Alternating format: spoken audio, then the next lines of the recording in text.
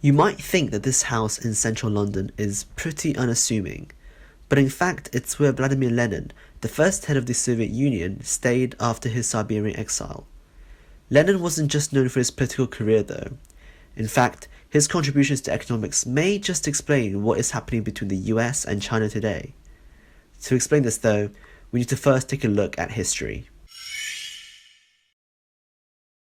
The Industrial Revolution happened between the mid-18th century and the mid-19th century. Historical data between 1780 and 1840 shows that GDP per capita grew by 46% in Britain. At the same time, real wages for the working class grew by only 12%.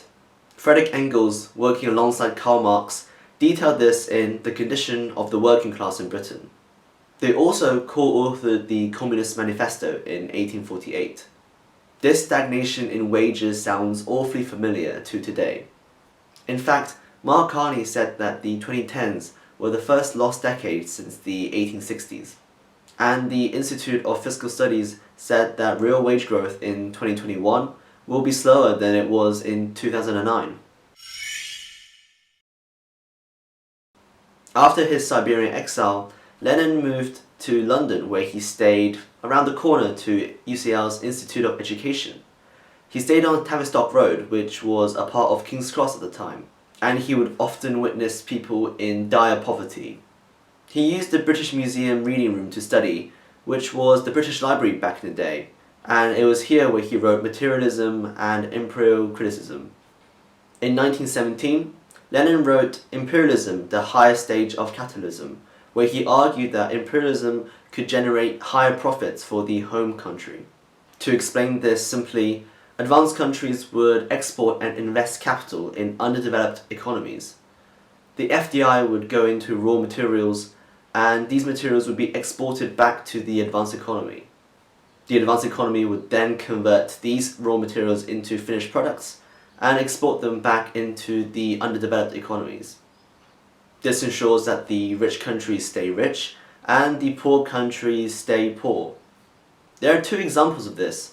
Firstly, Britain and its colonies during the British Empire in the 19th century, and China and its FDI to African nations such as Ethiopia. Lenin predicted that governments would eventually engage in geopolitical conflict over either colonizing and exploitation of underdeveloped economies, or newly industrializing economies like China demanding a greater say in the world order. The most recent example of this is the US-China trade war. Sino-American competition over power and status have existed for a long time. For example, there has been outflows in FDI from China in the Belt and Road Initiative. This initiative promises investments in 17 countries and has become a centerpiece of Xi Jinping's foreign policy. Opposition say that this is a form of neocolonialism and debt trap policy. On the other hand, the US proposes something similar, called the Free and Open Indo-Pacific Strategy Initiative.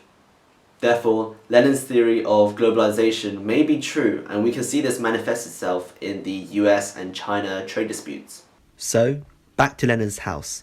While he didn't come up with his economic theory here, the dire poverty he witnessed and the knowledge he gained at the British Library no doubt influenced his work on globalization. Thank you very much for watching this video. I have some further recommendations if you want to do a little more digging into this topic.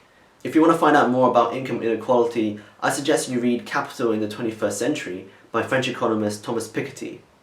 To learn more about the dynamics between rich and poor countries, I found a great video explaining dependency theory, which I'll link here.